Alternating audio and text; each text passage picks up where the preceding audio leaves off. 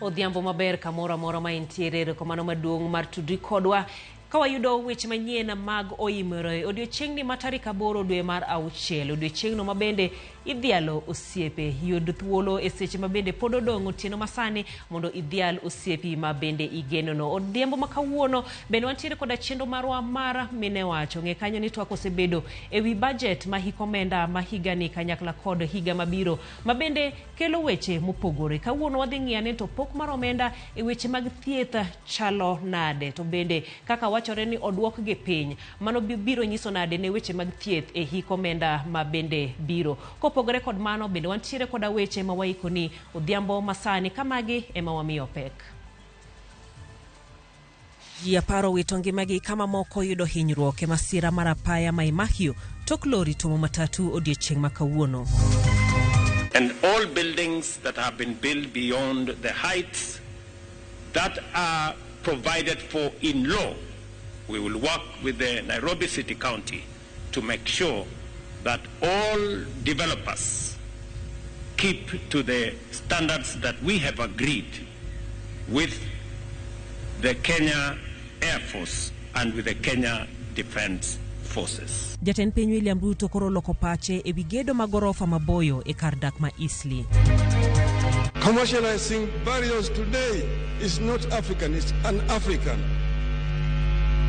People used to be buried either the same day or the following day when they died. Kaji obiro ni iko to weche mag chiemo ne ok bed godo mang'eny. Wakelo ni sigana ewi nengo liete makaluo masani ong'aw.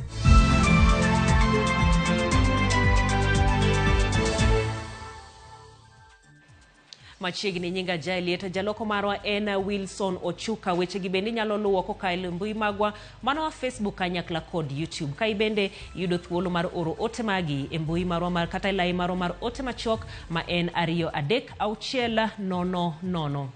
Ji 10 nyaka sani oseyang ni owito ngimagi kama moko 8 dhi mbele kod yudo thieth e boma ma Imahio tok lori moting'o gik gedo tuomo matatu kod trela kar saa 6 odiochieng' ma kawuono.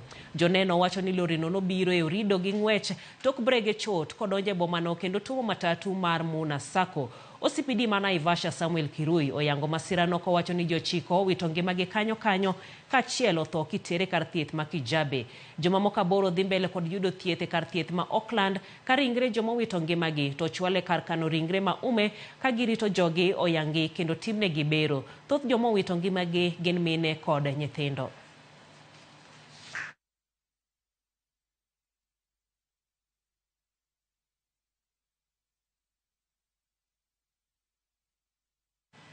Sirkal ma pacho ka osingo matiego joriemb ndeke 200 higa ka higa mag jolweny ma kor lwasi kaka yorno mar ting'o malo lony margi e kedo ne piny Kenya e kor lwasi. Kolose nyasi mar hingo higni 60 mar bad migawo mar jolweny mag kor lwasi, jatend piny William Ruto bendo singo udi no jolweny e bwo chenro mar gero udi ma nengo gi yot e pacho kae.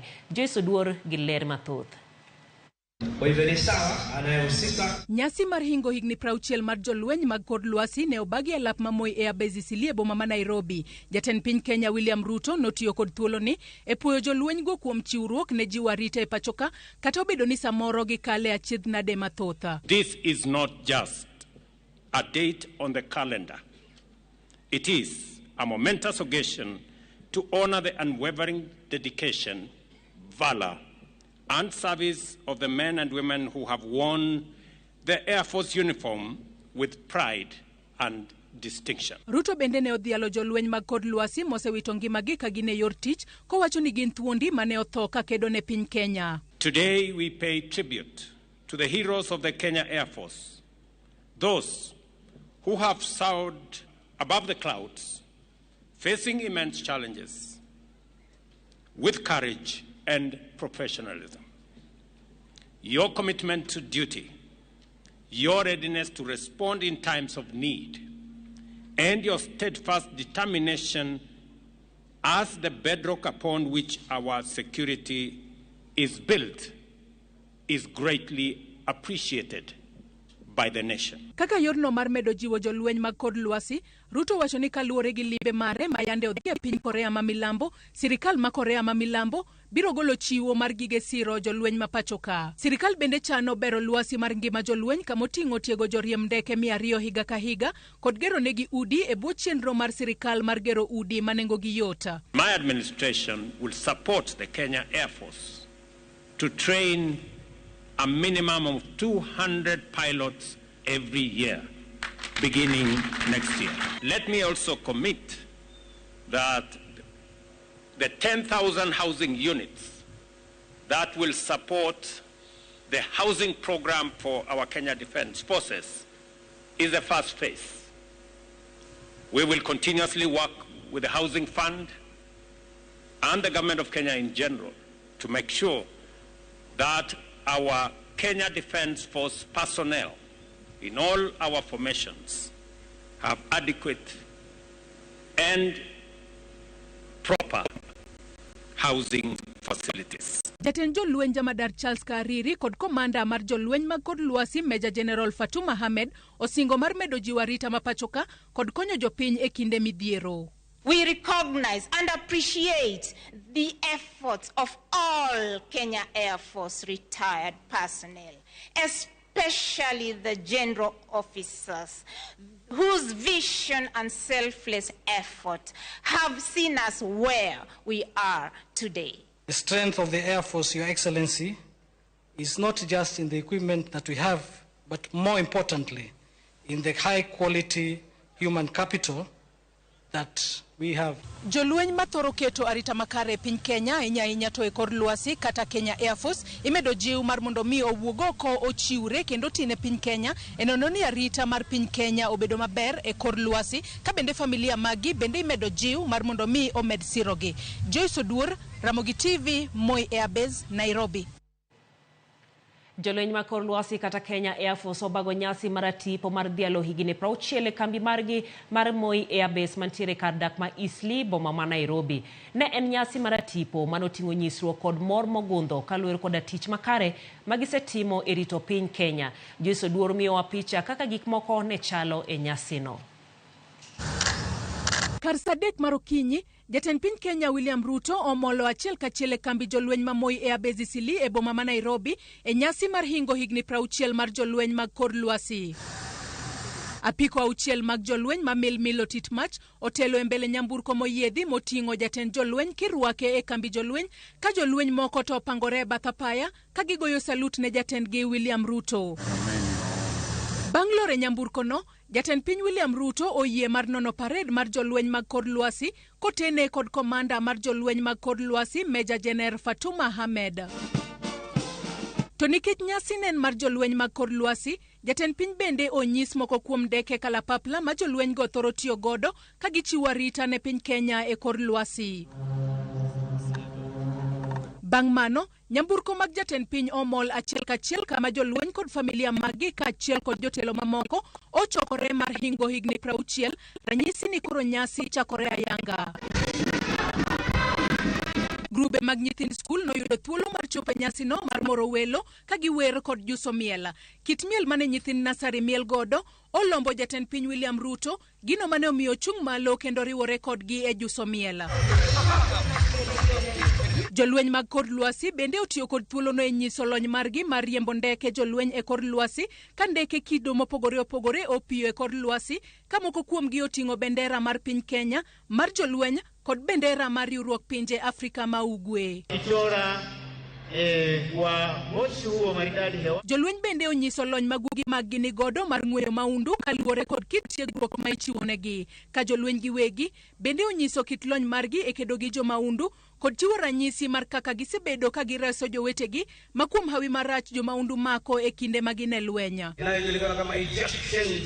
E kinde nyasi no, jolweny mag kor lwasi mane osedhi e rutaya nomi mich moro ka moro ka mich mar manosenindo jamadar Francis Ogola mane otho e yor tich nokaw kod wuode Joel Ogola. To receive it on behalf of the family. Familia mag jolweny gi jolweny bende nobang'o kek mane olosi mar yango higni 60 mar jolweny mag kor lwasi kaka ranyisi mar medo riwore e tiyo maber ne piny Kenya. Anasaidiwa pale na mkuu wetu wa jeshi au na mkuu wa majeshi ya ulinzi. Ruto otieko nyasi kod pidho yien kaka ranyisi mar medo rito alwora. Joyce Oduor, Ramogi TV, Nairobi. Erokamano ahinya Jesu dur kuom ripode machalo koda mago. Jatend piny William Ruto loko pache ewi chike magayo bor mar orofa migero machiegni kod kambi jolweny mar kor lwasi mantiere kar dak ma Eastleigh boma ma Nairobi. Dwe achiel mokalo jatend piny noyiene ji oger ute orofa mokalo 12 machiegni kod kambi jolweny no. Kata kamano sani koro loko pache e wachno kowacho ni orofa maboyo ok dwar machiegni kod kambi jolweny kaluwore kod luoro ni jowasigu nyalo tiyo kodgi e njore. Wach mosir kod gavana ma Nairobi Johnson Sakaja ka koro sirkal chano muko orofa moger maboyo machiegni kod kambi no. In discussions with the County of Nairobi, we will make sure that this facility does not lose its premier position, and all buildings that have been built beyond the heights that are provided for in law, we will work with the Nairobi City County to make sure that all developers keep to the standards that we have agreed with the Kenya Air Force and with the Kenya Defense Forces. The aviation regulations provide what is called a flight funnel. And that flight funnel shows that the nearest point of the plot to take off, so it's the angles of takeoff and landing that actually determine then those restrictions. Yeah, I was just consulting to see what those are. So that is what determines it. So the farther from that height, the higher then you can go, so long as you don't now interrupt the takeoff and the landing. So in that area, actually, since that older master plan, there's no specific restriction, but it's calculated based on now the provision that is brought. But what is there in the law from the 76 is actually 4 floors. Jalup jatend piny Rigathi Gachagua kwa jotelo ma Kenya Kwanza mondo we siasa maga kweda kendo ket maino margi e siro jatend piny William Ruto e chopo kare singo mag dongruok manoketo ne jopiny. Kanolose skul primar masigo wet kar chung'od bura masoin e arambe ma kanisa. Gachagua wacho ni sirkand Ruto pok kato tieko higni 2 nyaka ne yiere, omiyo siasa mag higa mag 2032 biro mana rocho chenro mag dongruok. Owacho ni joma dwaro kawo kar Ruto orit saa mowinjore komedo ni maino mare sani oketo tiyo tije kendo onge ng'ama biro gale.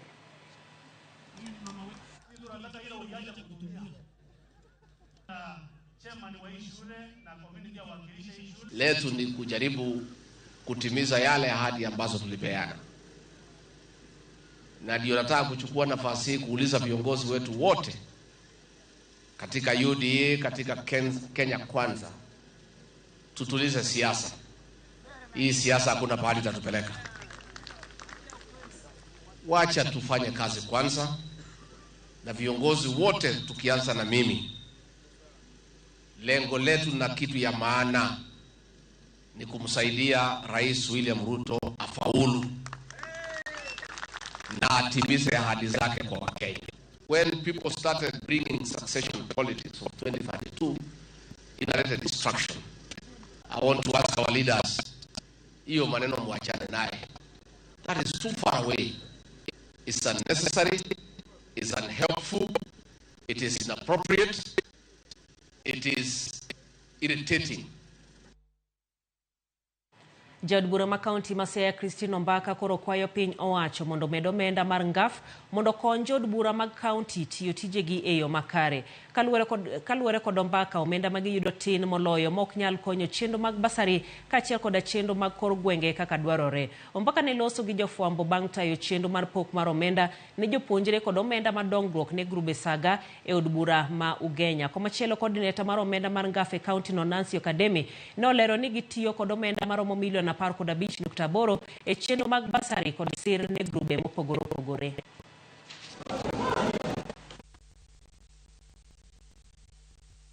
I just want to appeal again, and I've said it before, and I will not stop saying it, that we still need more funds because the needs of the public is very, very high. People are very, very poor. They don't have blankets. So when they received the blankets from us, they were so thankful that sometimes I was in tears because they have never had blankets in their lives.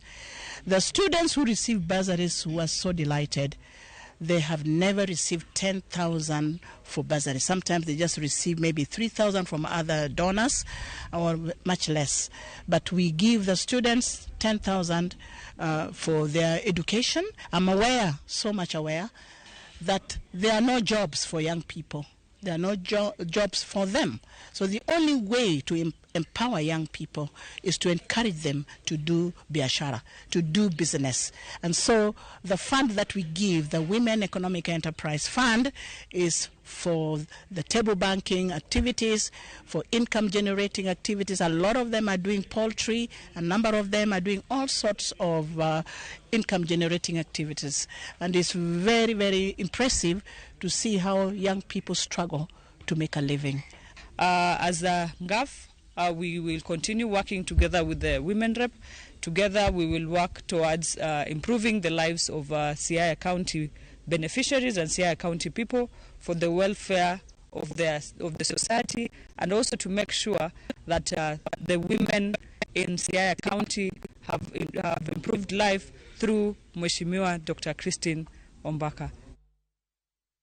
Sigana no bende matero e yueyo marwa mokwongo e chenro ni mano mar oimore gi sani men dakika 15 mabende osekalo tok saa 3 mar otieno. Eric Odemo ka chunge ka Nyamkago wacho ni Jailieta Mosna Odinga jafuel jolwenyi wacho ni to omiluor to jopuonj gi dakteche to onge ng'ama winjo. Emmanuel Otula kentiere Kilifi wacho ni timo mos ne familia mowito siepegi mane ajali motimore. Sirkal owinjo olu chike mantiere katiba marwa eka gikal budget ma hik omenda ma 2024. Oimore Jael Mamina Milo kawuok Pala Koguta winji aneni maber kantiere gi wuon paru wacho ni habari ler. Rolex kawuok Panyu Komola sirkal oter gik moko mos giwe chikore kod kocha.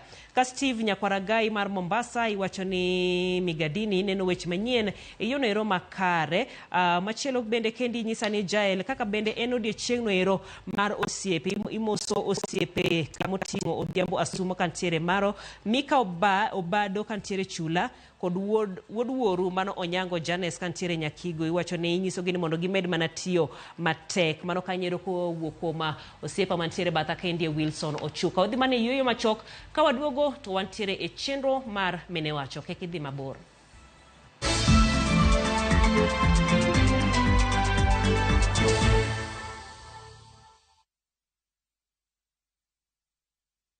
Dream ni kusotio rente, dream ni kuanzisha biashara ujitegemee, na kama dream ni kubadilisha hiyo 20 bob into 250k kila wiki, of course umekuja the right place. Geomotion na JetX on Shabiki.com. Tiketi yako to instant millions ndio hii mase. Ingia Shabiki.com, launch JetX yako, wekelea for as low as 20 bob. Skuma jet yako to the highest multiplier, alafu cash out before the jetty fly away to win millions in seconds. Na hiyo sio yote, ukihit the highest multiplier of the week, tunakujenga 250k mara that. Usiachwe nyuma na chance ya kufulfill dream yako. Geomoshe na JetX on Shabiki.com. Not for persons under the age of 18. Authorized and regulated by BCLB 359. Hi there, I'm your new friend Penda from Paokwa. Come along for our adventure today as we take you through the Hummingbird Tales. Kim and I are going on a camping trip with our Scouts troop. But first, Tilly, AJ, Kim and Pendo will explore some inspiring African stories. We will learn together about Dr. Rachel Masake. Can I ask you what you are good at? Maybe you can draw or run the fastest in your class. The little ones of all ages will continue learning as they watch the best content on the go only on Viusasa. There is so much to explore.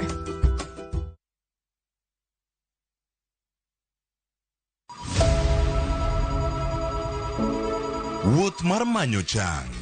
Wawuoth e piny mar thieth kokalo e wang' jogo mosedake. Thieth sani nitie Kenya ka, dakteche nitie, masinde nigo mwanyalo thiedhi michangi. Kata ibed jachiw thieth, kata mana jalno madwa ng'eyo gik matimore e sekta mar thieth.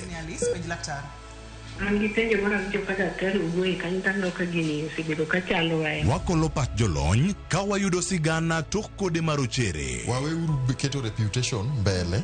Ng'eyo matut e weche mag thieth chako gi goyo mbaka. advice jowani ne uru penj laktar nyalo puonjri kapok iyumba. Penj laktar wuok tich nyaka tich abich saa 12 odhiambo mana e Ramogi TV.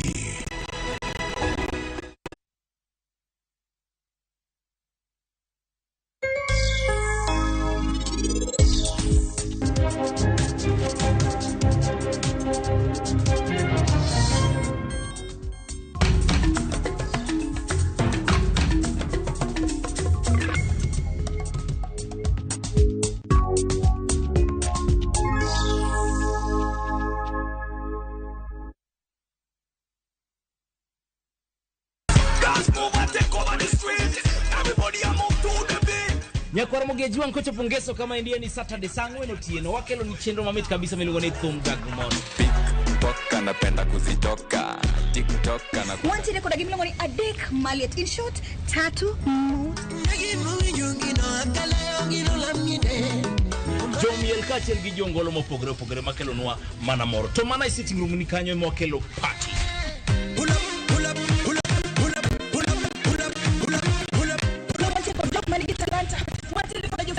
Hello, want you record the MC? Move your body, girl, vibrator. Fire, girl, turn around, rotate. Chenro itayo ni koda kolo instrumental. Kachiel koda Lin Ramogi Nyanya kachito. Chenro lungo ni Thum Gagmon. Pull it up, right? Pull it up, right? Pull it.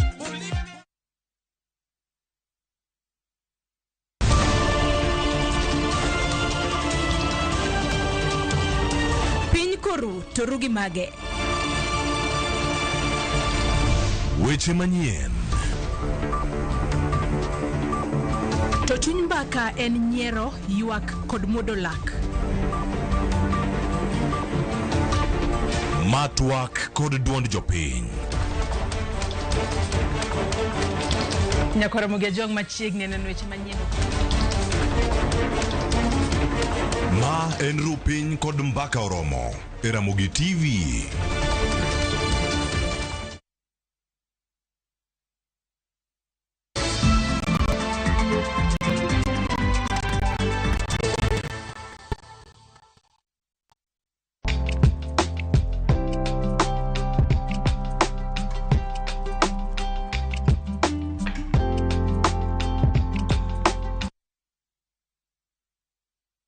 Machiegni e chenro marwa mar mine wacho kaka wuono mana kaka nasingo ni eni wang'iyo weche mag thieth ahinya budget mabende oketne weche mag thieth e hik omenda mano ma higa 2024 2025 kabende thieth en achiel kuom chenro abich ma piny owacho mar Kenya Kwanza omiyo pek e chenro gi mar bottom up economic transformation agenda magidendo ni beta. Kata kamano pok mar omenda e budget ni osebedo kadok chien e hik omenda ma higa ka higa.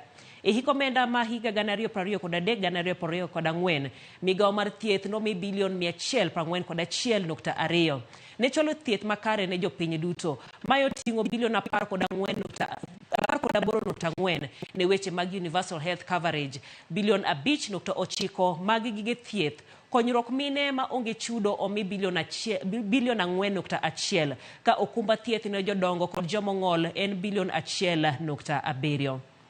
Ne kacholo kanyero weche mag thieth e osiptende wayudo kanyero ka weche mamoko gin mago mag chwalo chanjo kuma bende omiye bilion 4.6. Osiptal jomowang' kod nyithindo en kanyero bilion 2.4.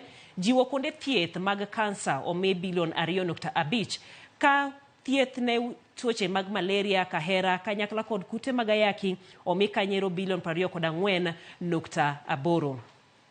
Komachielo bende e budget ni wayudo ni osiptende kata kuonde thieth mopogore bende nochwal negi omenda ka Kenyatta National Hospital noketne kanyero bilion 21.6. Moi Research and Teaching Hospital mano mantiere Eldoret omi bilion 12.8 ka Kenya Medical Training Colleges mapachoka omi bilion 8.8. Kopogore koda mano koro wang'iyo kanyero hik omenda ma higa 2024-2025 mabende kanyakla budget ne en bilion 126.8 ne chenro mag nyamreche mano kanyero universal health coverage waneno ka nyamreche omi bilion 2.5 e chenro mamoko kanyero bende waneno ka ochwal negi mopogore bende chenro mar Social Insurance Fund en mano mabende kawo kar mano NHIF oketne bilion 94.9 ka konyruok mine nono e osiptende to kwan ne odok piny nyaka bilion 2 mano kanyero noketne bilion 4. Weche mamoko mabende omi pek gin mago mag primary health care mabende omi bilion 4.1. Weche goeko mag thieth mapiyo piyo kendo motelo ganeno kakanyo miye bilion 4.9. Weche mag kute mag ayaki, weche mag komo nyuol kanyakla kod chanjo mosebedo ka theko pacho kendie oketne bilion 14.1 ka bende thieth mar kansa kata ng'iyo ni chenro mag kansa otim kare osiptende mapacho ka omiye kanyero bilion 180 mano koa milion 800 mabende ne gidwaro.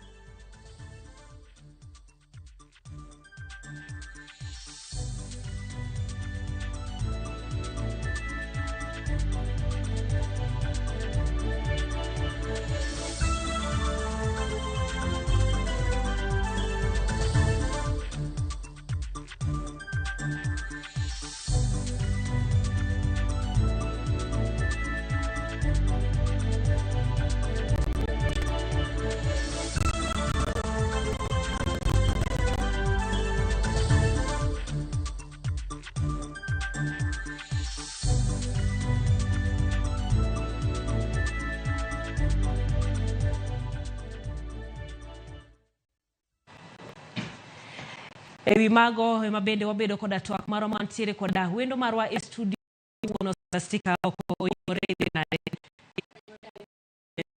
broka jero kito aina weche mag thietha mapacho kendie yuak osebedo kendo yuak wuok ewi budget mago mag weche mag thieth mabende sik dok chien higa ka higa. Oneno ka higa ni bende iwacho no odogo ng'ade omedo ngwese mano nyiso nang'o en ni maino koketne weche mag thieth koso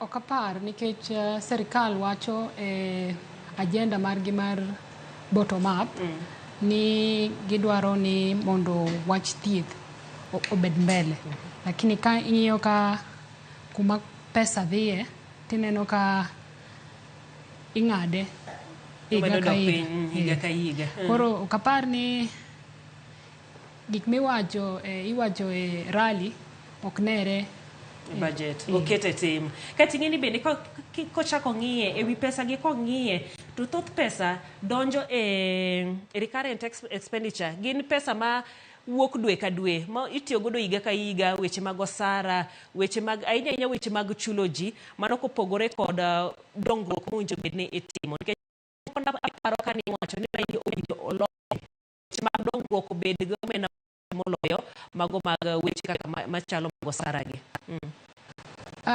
King'iyo kata budget igani tineno pesa mokete development en piny mondo moket mitiyogo dwe ka dwe.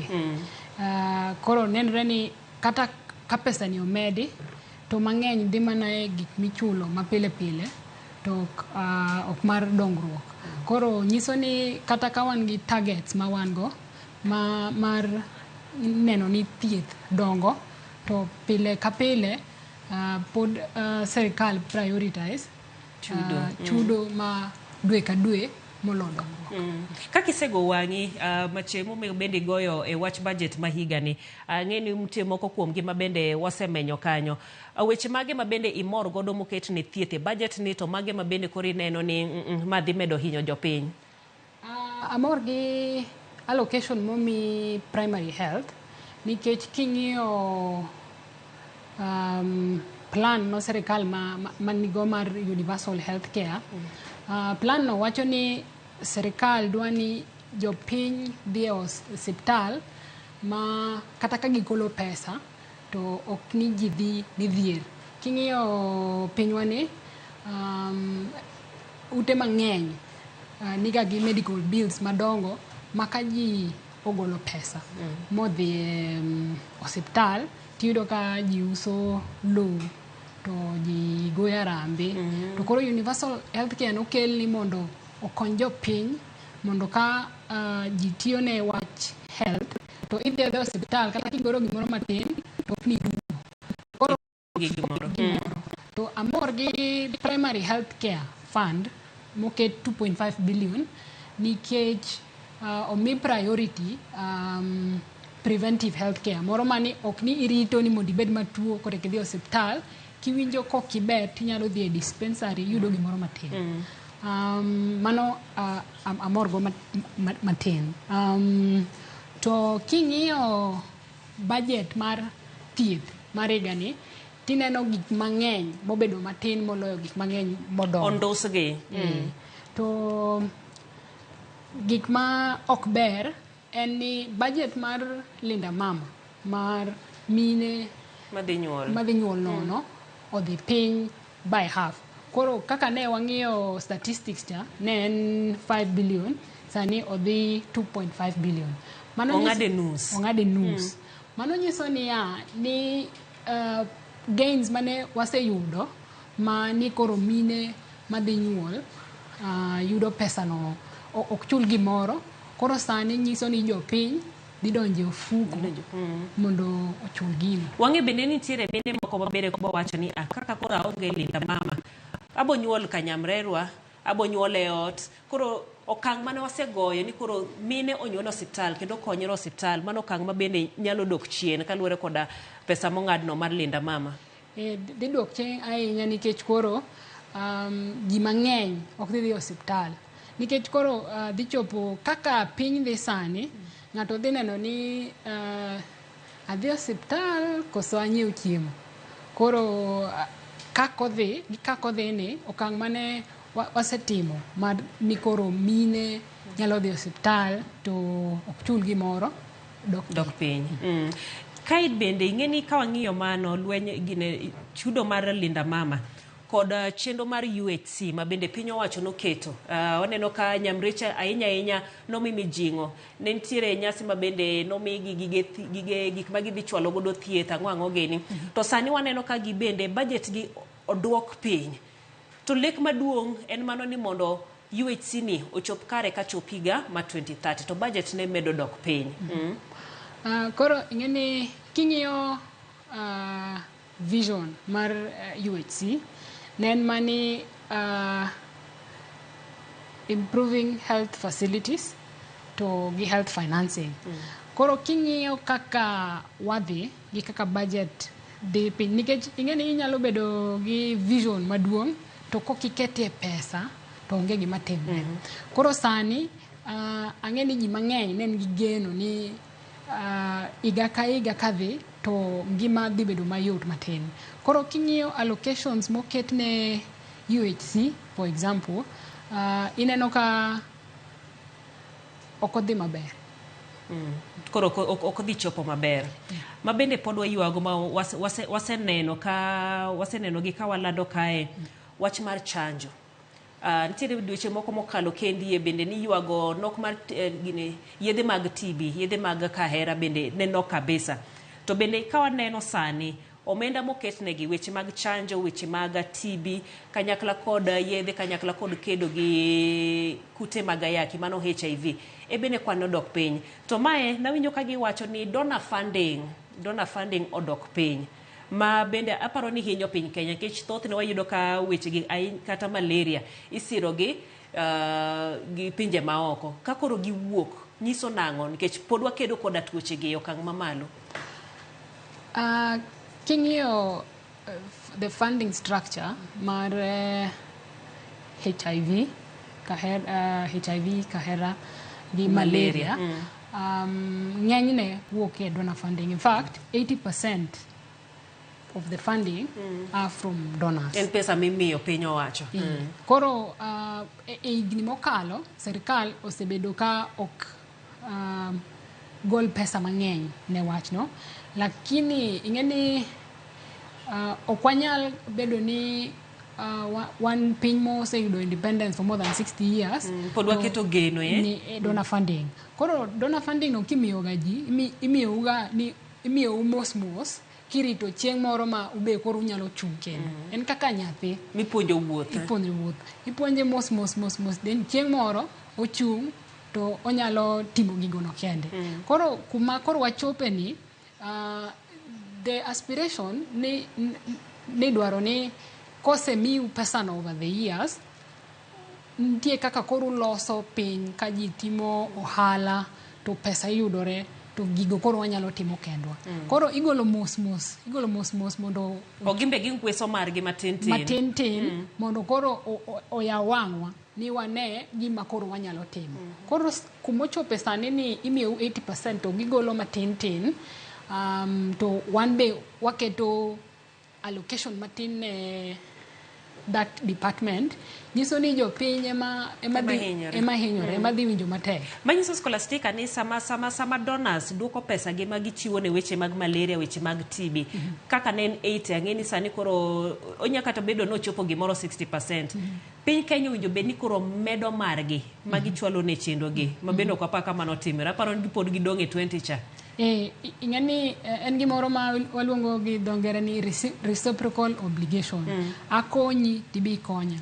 Koro ineno ka sani ka gisendwese matin ka gidhi gidwaro ni mondo serikal be omany yo mar mede mondo koro over time kaka piny dongo to wabedo ni wanyalo chung kata wachopo 50%. Wan kendo wuon. Chenro machielo mabende duong' en mano mar SHIF. Odonjo kendo jo Kenya idwa chak ng'ad to aneno ka pesa ne dibet ni malo gimoro bilion 9 kamae to kata ka en malo kamano boromo timo gimowinjo bed ni timore weche mag SHIF makoro dwa chako ni. I think wanyalo sudo matin. Okoromo ahinya lakini wanyalo chako kode nikech SHIF kaka nochake en ni dwaro en under the pillar of universal healthcare. Ni dwaro ni koro ineno kaka NHIF en mana ni joma ng'eny mok ti e formal sector onge NHIF. In fact en ilongo ni en voluntary maka ikawe mana ka kidwaro. To joma dhi tich en compulsory ming'ade ne ji from the paycheck. Koro ing'eni SHIF nokel ni mondo o expand o dhi beyond joma tiyo e ofise to dhi nyaka joma nie informal sector and then oduok pesa michulo cha piny. Ing'eni sani ji chulo 500 joma nie informal sector to sani onego ji ochul 300. Koro pesa ma nitie sani momiye allocation no nikech ochako ober. Okapar ni odhi timo gik moko te lakini odhi chako operationalization of kawa move from NHIF kwa donje SHIF. Nikech ng'ato ne penjo ni NHIF ni osebedo to SHIF kaka donjo ni en nyinge moloki koso gik NHIF mane ntiere ka nikech wacho ni koka wadwa chake ting'eni NHIF ne ntiere odwa mana tiyo kaka NHIF ne tiyo dak tingo omenda modong' mag NHIF ka to chwale ne SHIF ka. Ing'eni king'iyo kaka SHIF nokeli adwa ni ji ong'iye from perspective mar universal healthcare. Universal healthcare ne wadwaro ni ne wang'iyo situation mar thieth e piny to wang'iyo kaka piny en to aneno ni ji mang'eny tiyo gi pesa dhi osiptal maka gitieko ni to ji oge gimoro. To koro wawacho ni nitie ang'o mwanyalo timo mondo ji te jomomeyo jomoko meyo nyalo yudo thieth to wanyalo kelo thieth nade ni jopiny to wawacho ni emomiyo iluonge ni universal health. Universal ni odhiye ji te. Koro SHIF kako biro ang'eni ji mang'eny wacho ni en mana change of names lakini king'iyo coverage mogolo obeto duong' ahinya omede to omed nyaka base in terms of joma nyalo access. Oken joma tiyo e ofise kende or formal employment to jomoko matiyo kata kitiyo kiuso gimoro kanyo chiro kanyo imingadi to pesa mingadi be ni piny matin. Koro baden omi joma dhi tich nikech joma dhi tich ok ngadi the 300 ingadi pro rata based on yuto mari osachi.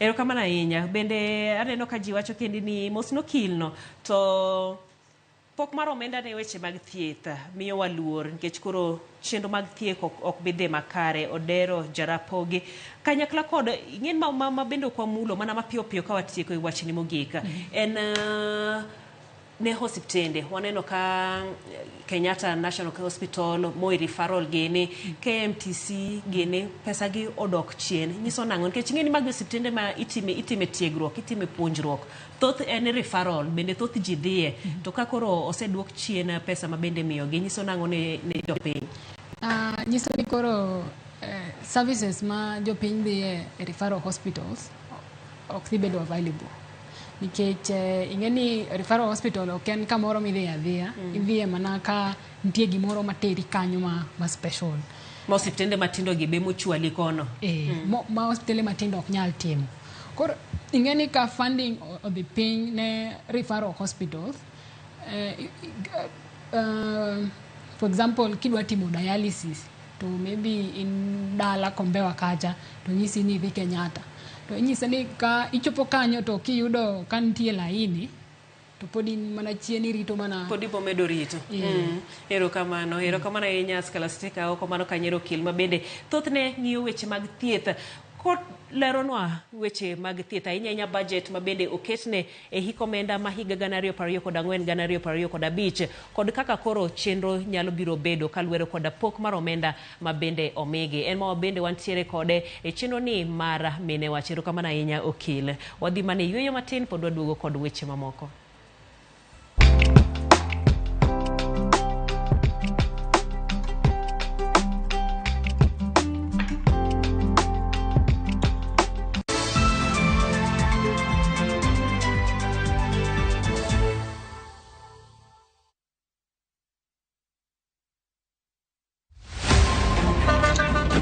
Tuanze kulipa kadi sasa. Na kadi ni cashless. Umesema tunaweka pale? Na kwa ile namba. Mimi niko na cash. Nisaidie hiyo do na namba yako ya simu.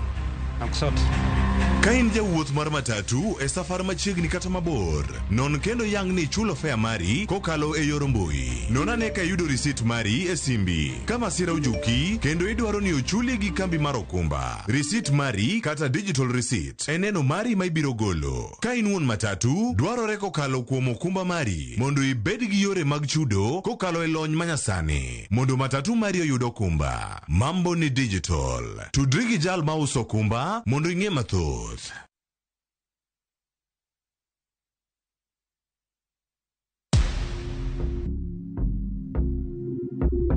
Kwa majina naitwa Oscar Omondi, mimi ni injinia wa kutengeneza magari.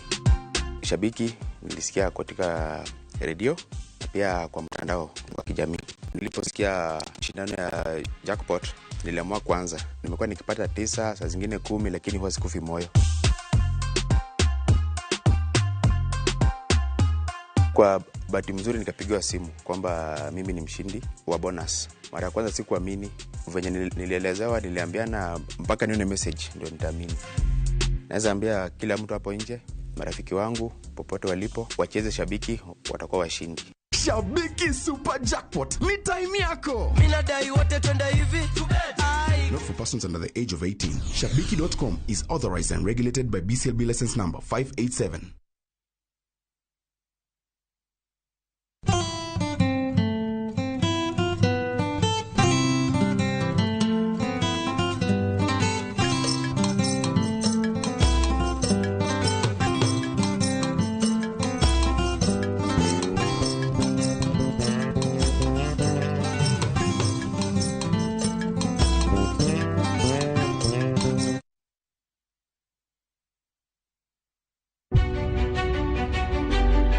Chakre kinde mosekalo nyaka e chuny ngima ma pile ka pile. Tiprosa dawa iwacho neria marach kendi dwa hewe kendi riambo moingo dawi. Wuoth kodwa sama wanono sigendni mabeyo mag gwengewa. Utajua Ng'e ber kod rach, mor kod kuyo ma ng'ato nyalo yudo e wuodh ngima. Asai mama. Nasi kwirini okan mama ukicha kilunga gi nyingno ero. Mama nyisi. Riwri kodwa mondo wane sinema mabeyo ahinya ma owinjore wawinj kendo wamorgo. Kendo ng'eno wono sipi mabeyo, lakini nitie kuma kete mami. Winam Cinema, Jumapil, saa 2:15 otieno kod saa 4 otieno. Kik bai.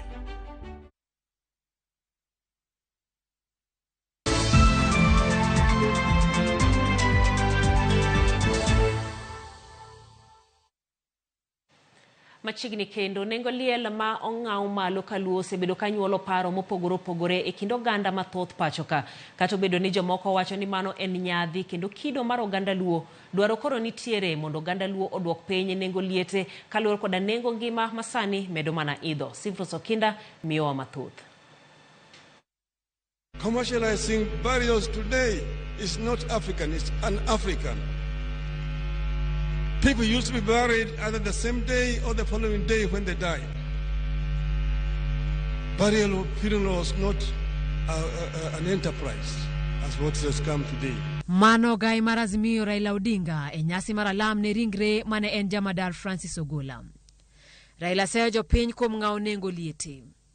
Raila wacho ni loko liete ohala ok en kido mar ja Afrika. Ni iko ji gi par kata go boke rabolo kata gi weche machalo kamago nikech wach sanduku gi gik moko masani tinde nitie gi ne onge. To bende iko ne kaji obiro ni iko to weche mag chiemo ne ok bed godo mang'eny ma otedi oyang' dhiang' otimang'o. Jogo mane biro eliel ema nene iwacho negi ema ne ting'o chiemo kabiro go. Ng'ato ting'o chiembe e ogute moro, ndweto, yatonga. Koro kama ne liel notimore ne ok tedi, mach ne ok lielie. Nyakoromogi sani kirango simbi e mbui mar WhatsApp, idhi yudo ka in kod grup kata grube mar solro mag joma otho. Kata obedo ni gin grube ma ji donje gi chuny mar konyo e kopo mogik mag joheragi, nitie penjo mathoth kaluwore kod budget to kata mana nengo mag gik moko ma idwaro. Mae chalo mana ni liel osebedo ohala maduong'. Jomoko donje komiti kanyo gi neno mar ni wa escalate nengo, abro yudo tenda, an mabro kelo tent, an madhi kelo matokni magolo ji Kisumu airport, akawo tenda no, an madhi kawo tenda mar Tueng'o. Omiyo en ohala malach. Kata mana jo Kristo ibiro yudo ni ka ng'ato tho to kanyo ng'ano ok lem kodgi maber, pod idhi omogi magibi mamigi pesa. To makaluono manyaka tede chapat, kuon ma brown, kuon marachar, gweno mowang', gweno moko wang'. I mean, en gimoro ma kata king'iye kibedo piny dala ninyo ni ka chande, wachamo kanono nikech howe dala no ka ji ok nyal bang' koseiki. Kapok wadhi mabor, wadwaro ni mondo wagwane kwan matin ewi liete matinde. Wadhi tiyo kod ranyisi mar liel ma welo ni e kind ji 700 nyaka 1,000. Wachako gi hema. Ka jolony wacho ni kido mar dom dhi bedo makare. Hema ni chiwo kod kind shillings 450 nyaka 600. Ng'eny liete mag nyadhi tiyo kod carpet makwar. Ma ichiwe kind shillings 350 nyaka 450 luwore kod bor mare. Piny tindo lony nyakoromogi kendo ji dwaro ni joma ni mabor bende one gima timore. Omiyo live coverage kata picha machiel kachiel e mbui ibiro tim kod kind shillings 15,000 nyaka shillings 50,000.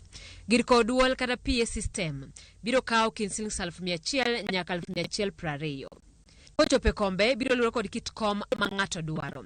Kowuok e kom ma achiel en shillings 100 nyaka kom ma achiel en shillings 2,500. Kiwinjo weche miwacho wa piny ibiro fwenyo ni ber liel kata rach ne kaluo ipimo kod kaka jokata notoko ne ji. Ma bende en achiel kuom gigo makawo omenda matara e liete. Ne welo e kind 700 nyaka 1,000 kata biro kawo omenda e kind shillings 250 nyaka shillings 550 luwore gi weg liel. Parni ma ok imedie dhiang' kachiel kod yien ma anyuola e magolo. Watiegi ting'o maiti. Ne ranyisi ni wadhi tiyo kod golo maiti e boma ma Nairobi nyaka kaunti ma Migori. Kidwa tiyo kod Toyota Prado mayo maiti mobo maber e Yothiwi, idhi tiyo kod shillings 120. Has mar ji 14 biro kawi shillings 50,000. Kahas matingo ji e kind 48 nyaka 52 biro kawo omenda maromo Sh80,000 nyaka kata Sh100,000. Geche bende wan go mopogore opogore. Wantiere gi van matingo ji 8 kaachiel gi ringre iye. Wantiere gi minibuses matingo ji 20 nyaka 48. Bende wantiere gi modhiale machalo kaka Prado ma ywecho chien. Koro nengo luore gi gari mitiyogo ko ringre dala. Nyakoromo gi kwan ni ka wagoyo to wayudo ni liel achiel kende oganda luo tiyo kod ma ok tin ne milion 3. Pare ni ma ok waketo nengo ma ng'ato ka ng'ato tiyo godo e chope wuoth kendo dok thurgi gi gik mamoko matindo tindo. Koro go kwandi kipimo ni giko dira liete ka luo hewo kata bich e wuod achiel. Pek mar liel ni kinde mathoth yudo josiasa ka oganda mano yiero gi podho kuomgi sama masira yudogi. Pek ne chalo nade kuomgi? MC Makanyidoto manitiere kar chung'od bura mandhiwe kaunti ma Homa Bay Lantana Apopo lero ni nyaka ne yiere nyaka sani omenda ma Jokanyidoto osetiyo godo e liete ohewo milion 120 ka en owuon to osetiyo kod omenda ma hawo milion 3. Nyaka ne yiere Agosto kochopo 2022 milion 100 gi wiye e iko. 100 gi wiye e iko. Maybe 120 million wasespede iko to solo mana gwen kanyo e. To kingi pesa modong for dongruok milion 10 mandara. Milion 10 mandara. To 2 years was spend 100 million e burial committees. En kwano makigote bono kodonjo. Average ile kasego kwanono. Ochopo na gimoro 8,000 le kaliel. To kingi faboro ni over ignareyo ana pane maro okapar akosego kwano ochopo gimoro 2.8 million masaso liete. Apopo wacho ni oganda luo ok keth omenda kende liete to nyaka sechegi mag timo tije mamoko. Pile onge mitimo ka in shemeji dalano, in yuoro dalano kata in wad dalano. Ok mitimo e juma degi te. Mano ngeni sani madhi kanyo en sawacho ni saa 2 per day. To unji 30. Mano seche 60 per day madhi. Dalo 20 mano seche 1,800 samo nyiro timo ngore goyo ma important unuketo ni podo ywak urito ngama ponte mochari. Koro sano be oken en very expensive kata pesa. To kata mana jodolo bende nitie ng'ala manyime kendo gin ema gitimo hocho ne jogo ma owito jogi. Kata kamano pek ni gibende gineno seche ma giriwore kod jogo mani kod kuyo. Canon Evans Omolo en jata tije kanisa mar All Saints Cathedral manitie chuny boma ma Nairobi. Ringruogni biro tow moiko piny kachane dhi tow gi sude moiko go jigo te. Gima dhi yudo ngima manye ka chingen chuny ng'ato. Ok adwa wacho ni mondo waiki ji ochora gi sanduge magala maricho. To onengo waduokie nengo piny. Ranyisi makende ma wan go en kaka noik Jawar. No boya kisomo kata ndiko. Boya go tamba. To kete kacha to ike. Kane jamadar Francis Ogolo wito ngimane, oganda ne nigi geno ni nyadhi mare kotenore kod apisi mane ntiere nyaka thone ne dhi miyo liende ing'awo. Gino mane ok ochopo kare kaluwore kod dwaro ma Ogola noweyo. He told me, Perez, a soldier can die anytime. So if I die, I need to be buried within 48 hours. I said, what do you mean? And then he said, Perez, I know you can give them problems. So I'm adding you more hours. Let it be 72 hours.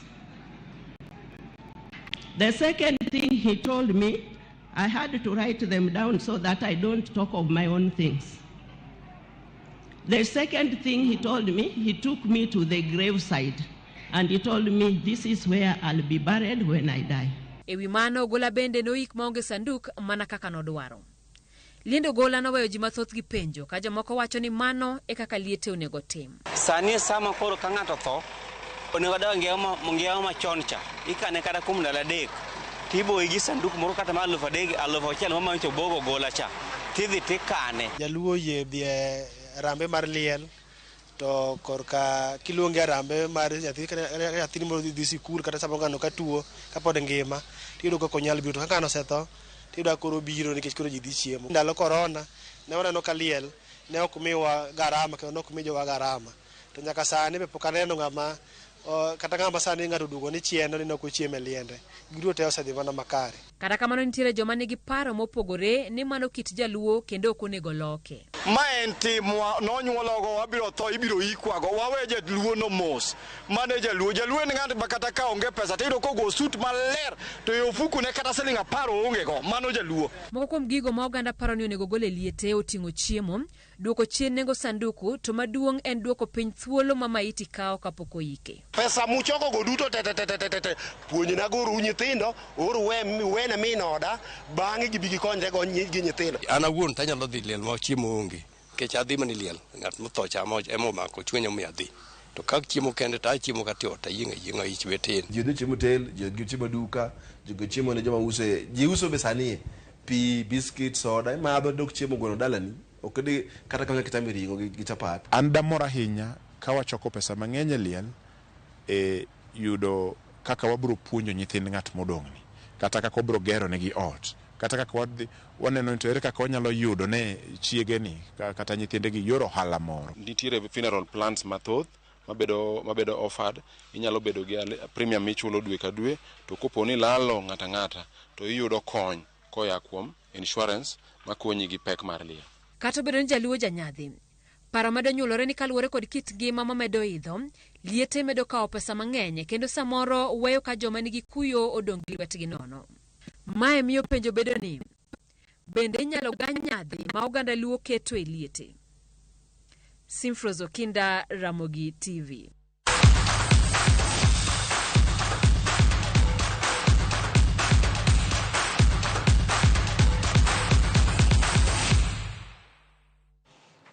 Machiegni pao tuke kuma tim mar mine ma volleyball mar KCB kawuono loyo Kenya Prisons 3-0 e tugo mar laro jaloch mar league ma season ni. KCB no yudo loch mar 28, 26, 24, 24 kod 25.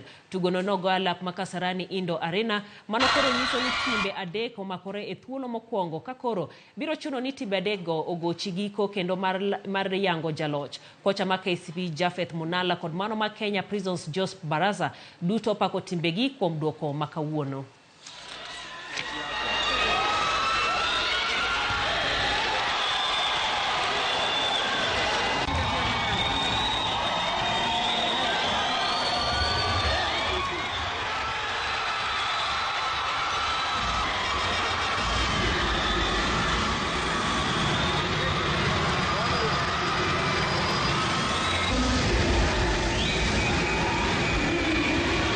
But kesho niko na imani kwamba watakuja wakijua kwamba hiyo ni final sasa, sababu kila mtu amepoteza moja, so kesho ndio siku ya mwisho, na niko na imani kwamba tutarejea vyema na tutacheza vizuri. Ile finishing ndio nifika mahali nikakosa, but najua ndawako on that, na kesho ndakuja nikiwa strong. Ilikuwa ni by force, lazima tukeshinda leo, ilikuwa ni by force. So tukikuja kama tunasema it's better upigwe kama we are fighting. Usipigwe kama jana ni kama we are doing nothing. So walikuja leo wakijua tunapigana mpaka tushinda. Hakuna ama tusikuje kesho. So lakini nashukuru sana wangu wamecheza vizuri na tumeweza kupata ushindi ya siku ya leo. Tim mar Kenya mar nyiri mantiere boigni 17 mano Julia Starlets osemole piny Ethiopia motelo ne tugo mar laro thuolo mar dhi World Cup kiny. Starlets dhi gocho gi Burundi e telo mokwongo Ethiopia, kaeto telo mar ariyo ibiro go Ulinzi Sports Complex Nairobi. Kocha ma timno Mildred Cheche owacho ni giseikore makare ni tugono, kolero ni bedo ni gigoche Ethiopia ok en wach malich ni mar nyocha machiegni bende ne gisegoche pauno makiny gigoche. Onyiso geno ni Starlets dhi timo maber e tugo makiny.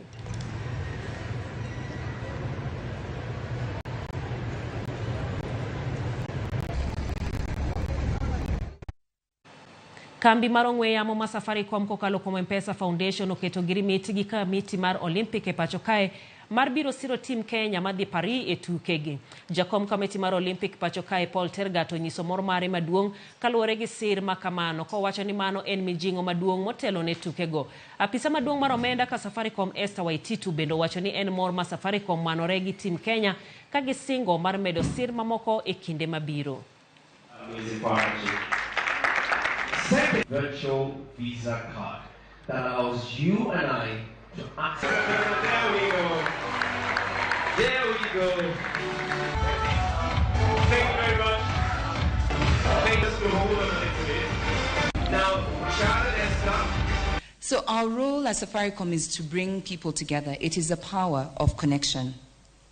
And hence the partnership that we have today between Visa, the National Olympic Committee, to support Team Kenya is part of how we connect hearts and souls together.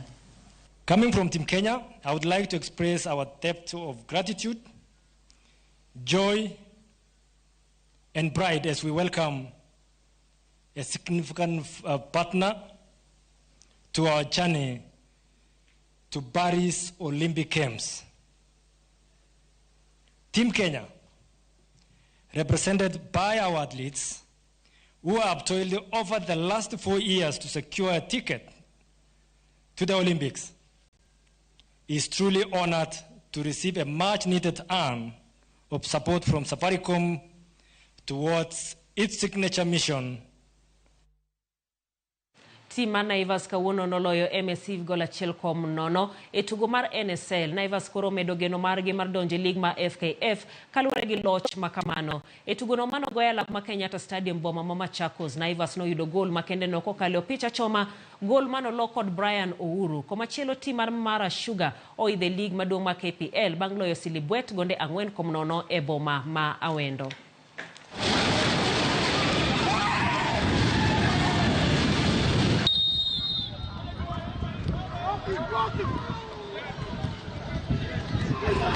Mechi zinazikiisha na nafasi mbili za kwanza za kupiganiwa, then kuna nafasi ya playoff. Kulingana na objective yetu msimu huu ni hatutaki kucheza hii ligi msimu ujao. Kwa hivyo ilikuwa ni muhimu sana kuchukua point 3. Saidia officiating nayo imekuwa mbaya. Wacha kusaidia timu ya Nyata yenyewe iwezi jisaidia. Unaona? Kitu ya kwanza mimi ningependa kuomba federation kama ni mambo na officiating, hizi game za mwisho za kuangalia ni timu gani inaenda playoffs ama ni timu gani inataka kubaki kwa ligi, lazima federation uangalie marifarini ya kina nani wanakuja ku officiate.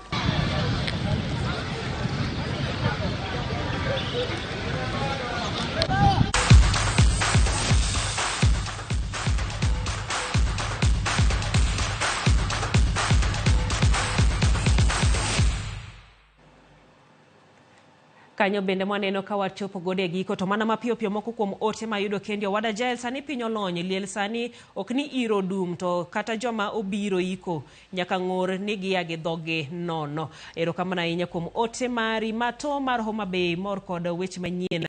Iwacho ni moso mamani Pamela kod nyaminu Liz Moli kantiere Nairobi bendo kawane ote magi. Nyadhi en tuo marach sidang' joluo mondo winjore ochakane loko pach gimano Nobat Abeno were kama chielo kendi e mogik Odero Jarapogi Wuod Achieng' iwacho ni liel okaw kore ji koro sani PM e weche mag liete. Dong koro awegi kanyo kaweyo chenro mamoko mabende biro tok mae ne jogo duto mabende poko chope pap warade e Nyadhi Festival. Nyinga Jaelieta jaloko marwa en Wilson Ochuka.